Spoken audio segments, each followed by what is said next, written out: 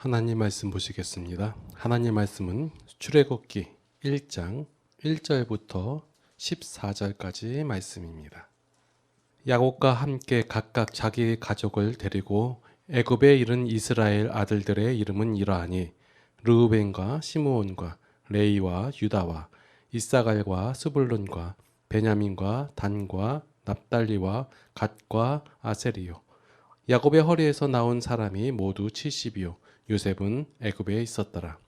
요셉과 그의 모든 형제와 그 시대의 사람은 다 죽었고 이스라엘 자손은 생육하고 불어나 번성하고 매우 강하여 온 땅에 가득하게 되었더라.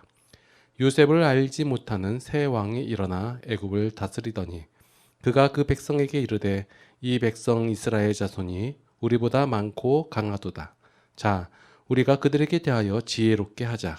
두렵건대 그들이 더 많게 되면 전쟁이 일어날 때에 우리 대적과 합하여 우리와 싸우고 이 땅에서 나갈까 하노라 하고 감독들을 그들 위에 세우고 그들에게 무거운 짐을 지워 괴롭게 하여 그들에게 바로를 위하여 국구성 비동과 라암셋을 건축하게 하니라.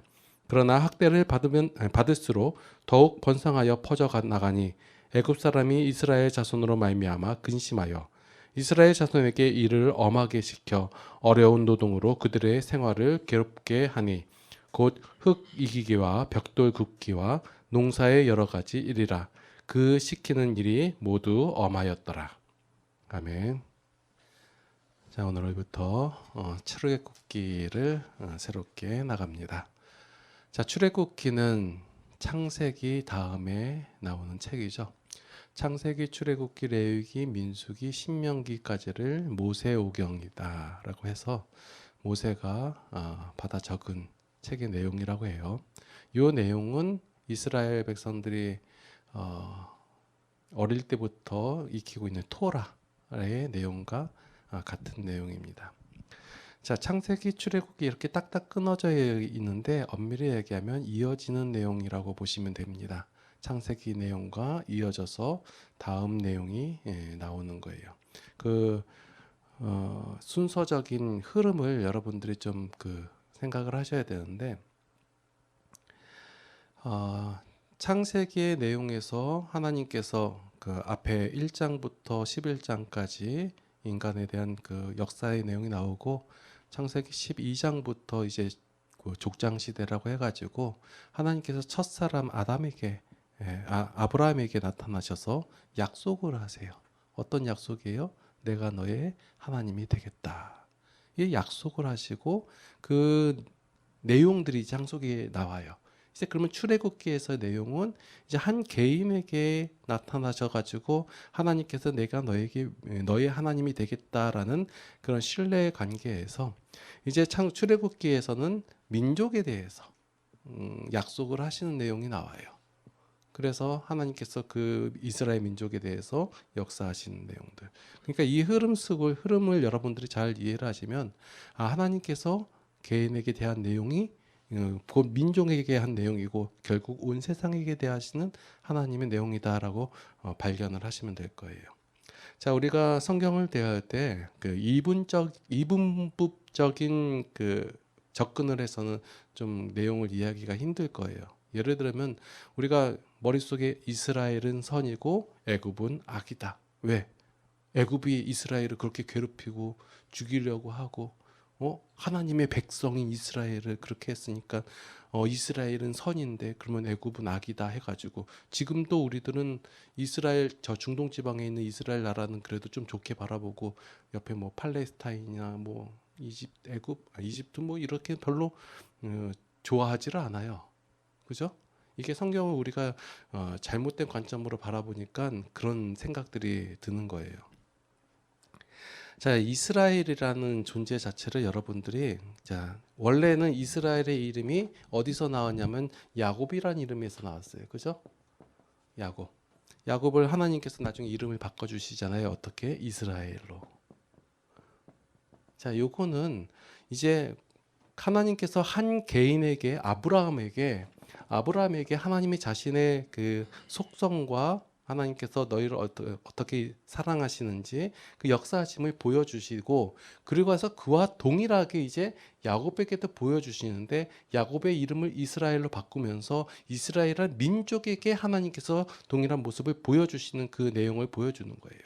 그래서 창세기 뒷부분에서 아브라함과 그의 자손들에게 하나님 역사하시는 하나님의 역사심을 보여주고, 이제 출애굽기부터 이스라엘은 민족에게 보여주는 거예요.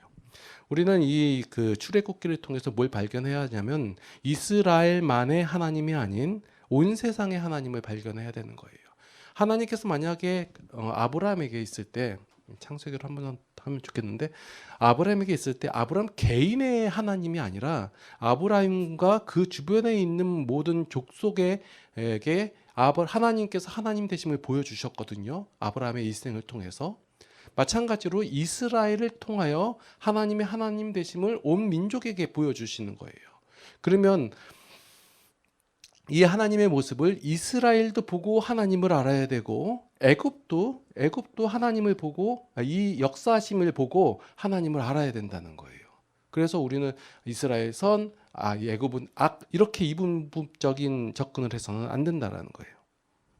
그래서 이스라엘도 이 상황에서 이스라엘도 죄인이고 애굽도 죄인이에요. 이스라엘도 죄의 원리로 살 수밖에 없는 존재이고 애굽도 죄의 원리로 살 수밖에 없는 존재인데, 이제 하나님께서 나타나서 역사하심을 말미암아 이스라엘도 하나님의 원리를 깨달아 알게 되고 애굽도 바라보고 알게 되어야 된다라는 거예요.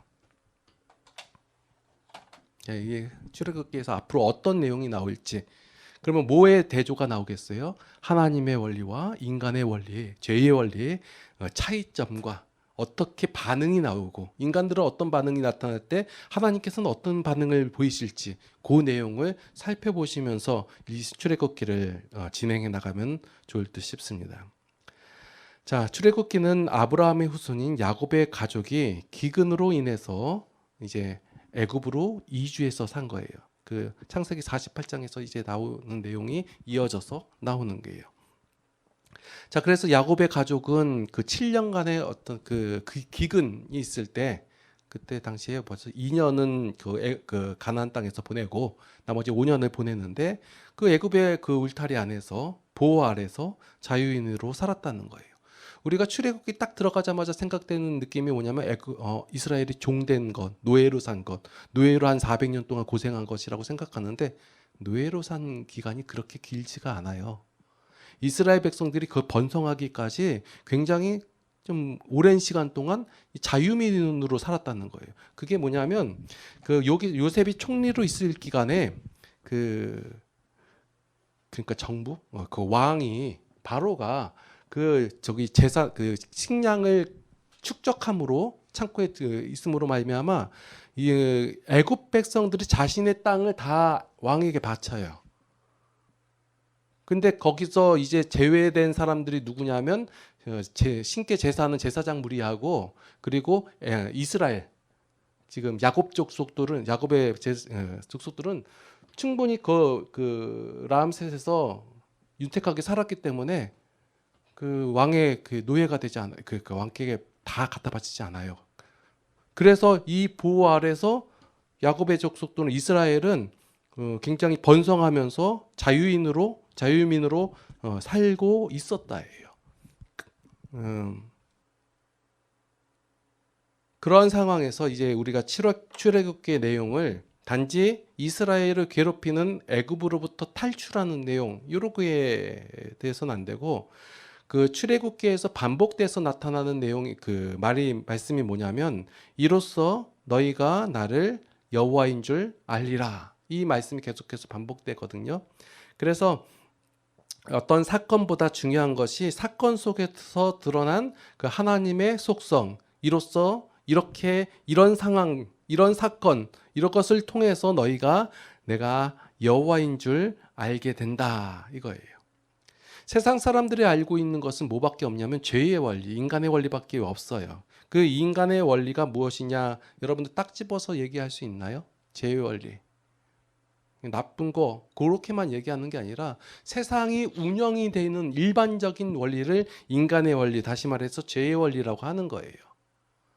그러니까 여러분들 제가 죄의 원리 할 때 무슨 뭐 도적질이나 살인이나 그것만 생각하는데 그렇지 않고 그러니까 인간이 살아가는데 필요한 모든 원리, 법칙 이것을 성경에서는 죄의 원리라고 해요. 그러면 이스라엘 백성이나 애굽 백성이나 지금 우리나 모두 다 뭐밖에 몰라요? 인간의 원리밖에 몰라요. 그래서 하나님께서 직접 개입하심으로 말미암아 하나님의 원리를 보여주고 알려주는 내용이 성경 속에 있는 내용들이에요. 그러면 여러분들이 무엇을 구분하냐면 인간의 원리, 죄의 원리가 무엇인지, 그러면 거기에 대해서 나타나는 하나님의 원리는 과연 무엇인지 그것을 생각하시면서 말씀을 대하셔야 된다는 거예요. 그래서 사건을 통해서 어떤 사건, 그러니까 내용, 역사적인 내용 이것을 통해 가지고 죄의 원리만 가지고 사는 인간들이 어떻게 생각하고 판단하고 행동하는지를 성경 속에서 우리가 바라보고, 물론 우리의 일상 속에서도 마찬가지 바라보시고 그 사건 속에서 보여주시는 하나님의 역사하심, 그 역사하심을 통해서 하나님의 원리가 있음을 하나님께서는 우리에게 보여주시고 알려주신다라는 거예요. 그래서 우리가 말씀을 통해서 성경을 통해서만이 하나님의 역사하심을 알 수 있어요. 인간적인 원리, 우리가 삶 속에서 인간의 원리만 있는 가운데서 이것이 하나님의 원리일 것이다 라고 추정만 할 뿐이지 그것이 하나님의 원리는 아니에요. 그러니까 말씀 속에서 보여주신 하나님의 역사하심을 바라봐야지만이 우리가 하나님의 원리가 있거나 그 하나님의 원리가 이렇구나 라고 구분할 수 있다라는 거예요. 자, 오늘 본문으로 돌아와가지고 본문 8절에 보니까 그 요셉을 알지 못하는 새 왕이 일어나 애굽을 다스리더니라고 되어 있어요. 자, 여기서 요셉을 알지 못하는 왕은 진짜 요셉을 모르는 왕일까요? 왕이 왔는데 요셉에 대해서 전혀 몰라요. 그냥 옛날에 있었나? 이런 사람이 왕이 됐을까요? 이게 말도 안 되는 내용이에요. 어떻게 요셉을 몰라요?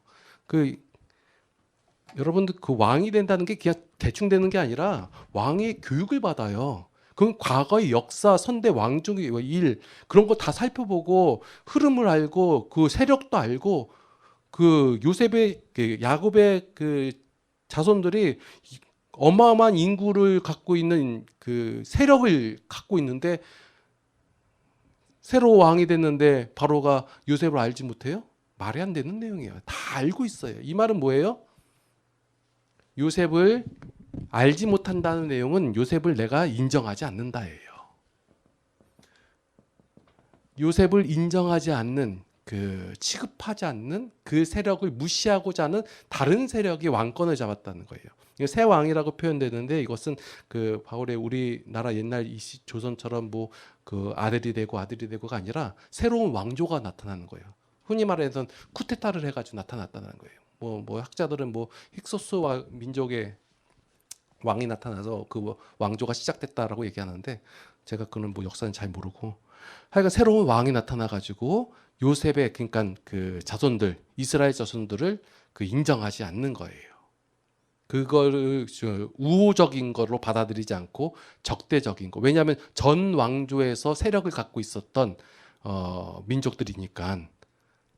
그래서 이 전 왕조 쿠데타를 일으켜 가지고 왕조가 새롭게 되었기 때문에 자신의 그 세력이 세지는 것은 상대방의 세력이 약해져야지 세지거든요. 그래서 전 왕조의 우호적이었던 요셉의 가문, 요셉의 족속들을 같이 절하하고 그리고 세력을 약하게 해야지만이 자신이 새로 세운 왕조가 유지되고 더 강성해질 것이기 때문에 이런 정치적인 내용이 나오는 거예요. 목사님 무슨 정치 얘기를 하나요?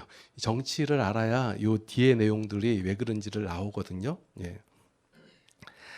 자, 요셉이 세운 그 혁혁한 공로가 있어요. 애굽이 그 당시에 강대국이었지만 더 완전히 그 당시에 그 세계를 제패할 수 있는 그 왕조가 되게 한 요셉의 공로와 업적이 있는데 아마도 새로운 왕은 그 공로와 업적을 인정하기 싫어가지고 알지 못한다라고 표현한 것 같습니다. 자, 새 왕조가 등장했을 때 이스라엘의 숫자가 굉장히 많다고 했어요. 굉장히 번성을 한 것 같아요. 낳고 해가지고. 자, 왕에게 있어서 왜 백성의 많음은 중요한 거예요. 예전에는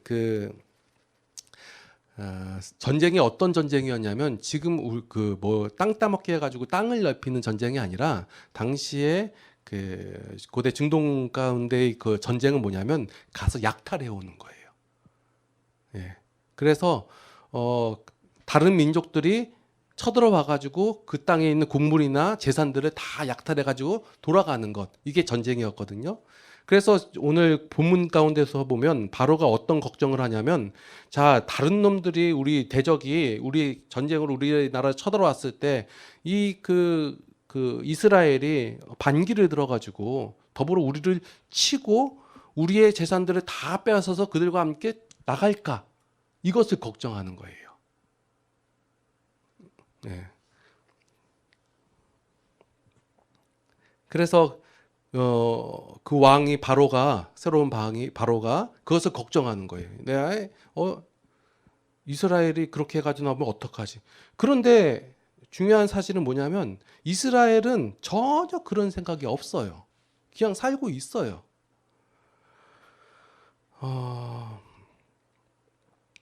새 바로가 집권했을 당시에 애굽과 이스라엘 모두 다 그냥 잘 지내고 있었어요. 애굽 백성들과 이스라엘 백성들도 그냥 서로 섞여가지고 전혀 이스라엘 백성들은 내가 다른 나라 민족이다 생각 안 하고 그냥 이집트 왕권의 희하에 있는 그냥 이집트 백성이다라고 생각을 하는 거예요.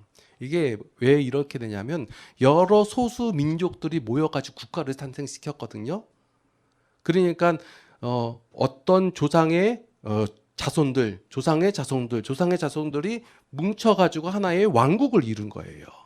그래서 이번에 쿠데타를 일으켜서 왕조가 된 힉소스 왕조 같은 경우도 그 민족들이 주력을 이룬다 해요. 그래서 그렇다고 해서 막 서로 막 대적하가 아니라 그냥 어울려서 삶을 살아갔다는 거예요. 이스라엘 백성들은 전혀 뭐 우리가 나가야겠다, 뭐 나중에 옛날에 하나님께서 우리의 조상 아브라함과 약속을 하셨지, 가나안 땅을 우리에게 주시겠다고 그 약속을 기억하고 계속해서 사는 게 아니라, 보면 이스라엘 백성은 애굽으로 와가지고 한 바퀴, 그러니까 한 세대가 지나가기도 전에 하나님에 대해서 깡그리 잊어버려요. 그냥 살아요.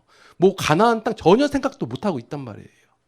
그런데 새로운 왕이 된 바로가 자기의 그냥 두려움에, 자기 생각에, 자기 딴에는 지혜롭게 생각한 것이 바로 이스라엘을 억압시켜 가지고 그 세력을 약화시키는 거예요.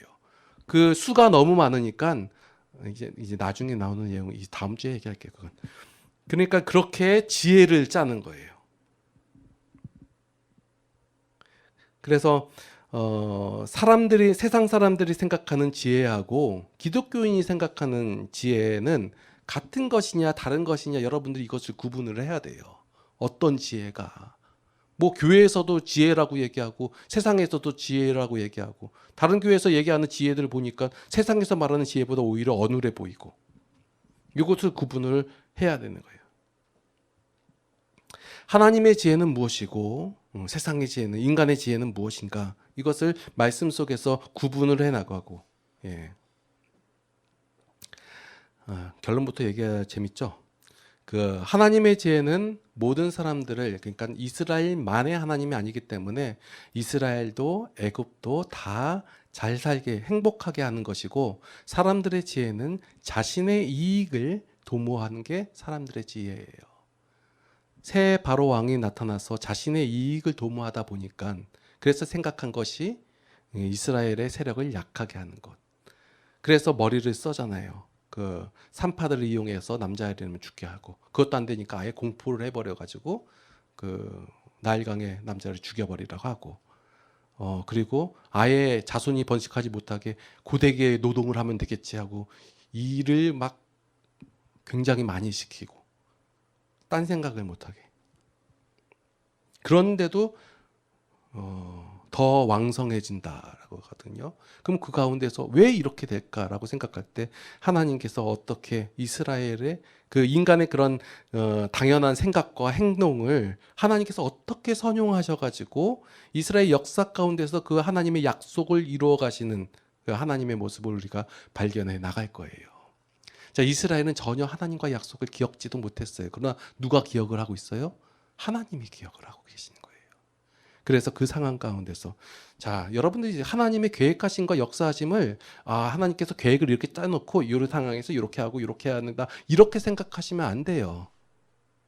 그러니까 하나님께서는 약속을 지키려고 하고 그 생각을 다 기억하고 있는데 우리가 까먹고 우리가 인식하지 못하고 인정하지 않고 있는 가운데서 인간의 지혜로 인간의 원칙과 원리대로 삶을 살아가니까 어떤 결과가 나와요? 인간의 원리가 나와요. 죄의 방식으로 살다 보니까 죄의 원리를 따라가다 보니까 죄의 결과가 나오는 거예요. 그 가운데서 힘들어할 때 하나님께서 그러한 사건과 행동들, 그 지혜들 하나님 그러한 것들을 생각들을 선용하셔서 이스라엘 역사 가운데서 하나님의 약속을 이루어 가신다라는 거예요. 앞부분에서 이렇게 다 얘기해요. 왜냐하면 반복돼서 나올 내용이기 때문에.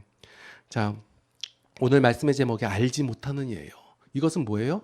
그냥 모른다가 아니라 인정하기 싫다예요.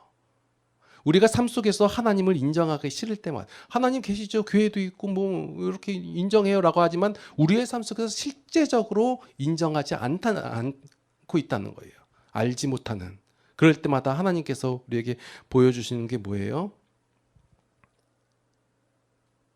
이로써 너희가 나를 여호와인 줄 알리라. 11절 말씀해 보니까 바울은 지혜롭게 행한다고 생각했어요. 바로뿐만 아니라 당시에 이스라엘 애굽 백성들도 여기에 공조가 되어서 합심으로 이스라엘 백성들을 노예로 만들어 버리는 거예요. 자신들의 이익을 위해서. 예. 바로의 어리석은 지혜로 말미암아 하나님께서 베풀어 주신 그 은혜의 삶이 깨어져 버리는 거예요. 그냥 살면 됐어요. 오히려 그건 더 강대국으로 부강한 나라로 살 수 있는데 인간의 지혜가 들어가니까 분리가 되고 다툼이 되고 대적이 되는 거예요. 하나님께서 이스라엘 백성뿐만 아니라 애굽에도 하나님께서 은혜를 내려주신 거예요. 당시에 그 기근으로 아니면 그런 세계적인 상황 가운데서 도태될 수밖에 없는 그런 나라였지만 하나님께서 이스라엘을 위하시고 그러면서 그 가운데 함께 있는 애굽도 위하시고 은혜를 더하여 주시고 그 은혜를 더하여 주심에도 불구하고 인간의 지혜로 말미암아 그 상황을 깨트려 버리고 만다는 거예요. 하나님의 원리가 만들어내는 자유와 평화 대신에 죄의 원리가 만들어내는 그 갈등과 싸움이 시작됐다라는 거예요. 우리는 기독교인들이 이 초점을 바라봐야 되는 거예요. 누가 애굽이 이스라엘을 품었지 아니면 이스라엘 때문에 애굽이 살았지 이런 논쟁을 하는 게 아니라 자 성경이 그 재미있는 이유는 인간의 계산대로 인간의 그 생각대로 역사가 흘러가지 않는다는 거예요. 바로는 분명 굉장히 그 머리를 쓴 거예요. 왜냐하면 자신의 세력을 키우기 위해서 상대적으로 어떤 한 그 집단을 누릴 필요가 있었고 그 집단을 누림으로 말미암아 다른 데를 다 통합시켰단 말이에요. 굉장히 정치적인 거고 생각도 잘하고 그리고 그 지혜롭게 행동한 거예요. 그런데 그 생각대로 흘러가지 않는 거예요. 온갖 핍박과 괴롭힘 속에서도 이스라엘은 쇠퇴하는 것이 괴롭히면 당하면 이스라엘은 쇠퇴해야 되고 점점 축소돼야 되고 힘이 없어져야 되는 게 정상인데 그리고 그것이 계획이었는데 이스라엘이 더 크고 더 번성을 한다라는 거예요. 예상한 것과 반대로 나와야지 그러면 내가 알고 있는 원리, 우리가 알고 있는 원리가 아닌 다른 원리가 있구나라고 사람들이 생각할 수 있게 된다는 거예요. 자, 바울은 자신의 지혜와 자신들의 인간이 할 수 있는 최상의 원리대로 진행을 했어요. 그런데 그 계획대로 그 결과가 나와야 되는데 전혀 다른 결과가 나오고 있다라는 거예요. 그러면 이건 무엇인가? 우리의 원리가 아닌, 우리의 방법이 아닌 다른 원리와 다른 방법이 있겠구나라고 생각을 하게 한다는 거예요. 그것이 이제 하나님께서 하나님의 방식과 하나님의 원리를 우리에게 보여주는 방법, 방식, 표현 양식이라는 거예요. 자, 그래서 이제 앞으로의 출애굽기 내용을 살펴보면서 하나님께서 어떻게 우리의 삶 속에서 모습을 보여주면서 하나님의 원리가 무엇인지를 알려주고 계시다는 것을 우리가 살펴볼 필요가 있는 거예요. 그냥 단지 뭐 선과 이스라엘 좋은 놈, 애굽 나쁜 놈 이렇게 하는 게 아니고 단지 그들이 생각하는 지혜하고 우리가 생각하는 지혜가 과연 하나님의 지혜인가 아니면 인간의 지혜인가 이것을 구분할 필요가 있는 거예요. 이런 그 눈을 안 바라보니까 그냥 교회 안에서 나타나는 게 이게 다 하나님의 지혜야. 교회라는 이름만 되면 하나님의 이름만 껴넣기만 하면 그거 다 하나님의 지혜야라고 착각을 하게 된다는 거예요. 하나님께서 원하시는 거, 이거 하나님께서 원하시는 예배니까 정성스럽게 드려야 돼. 하나님께서 원하시는 성전 건축이니까 우리가 이렇게 해야 돼. 하나님께서 원하시는 헌신이니까 우리 이렇게 해야 돼가 아닌 말씀 속에서 보여주신 하나님의 지혜가 무엇인지, 과연 우리가 생각하는 지혜와 하나님의 지혜가 일치하는지. 세상 사람들은 자신의 지혜밖에 모르고 세상의 일반적인 원리가 무엇인지, 그래서 성도들은 일반 세상에서 보여주신 하나님께서 운영하시는 일반적인 원리도 알아야 되는 것이고 하나님께서 우리에게 주신 특별한 원리도 알아야 된다는 거예요. 둘 다 알아야 되는데 참 안타까운 현실은 우리 성도들이 일반적인 원리도 잘 몰라요. 그래서 세상 속에서 힘들게 살아가고, 그래서 원하는 게 뭐예요? 하나님의 특별한 원리만, 특별한 은혜만 사모하잖아요. 역행하게 만드시고 질서의 하나님을. 자, 출애굽기를 통하여 하나님의 원리를 발견하여서 그 원리로 살 수밖에 없음을 고백하시는 성도들이 다 되시기를 예수님의 이름으로 축원합니다. 기도하시겠습니다. 하나님, 참으로 감사를 드립니다. 하나님께서 우리를 사랑하여 주시사 하나님께서 우리에게 은혜를 내려주심에 감사를 드립니다. 우리는 어리석고 무지합니다. 그래서 우리의 생각이 최고로 나은 줄 알고 또한 지혜롭다라고 생각할 때가 많습니다. 하나님, 이러한 저희들을 용서하여 주시옵소서.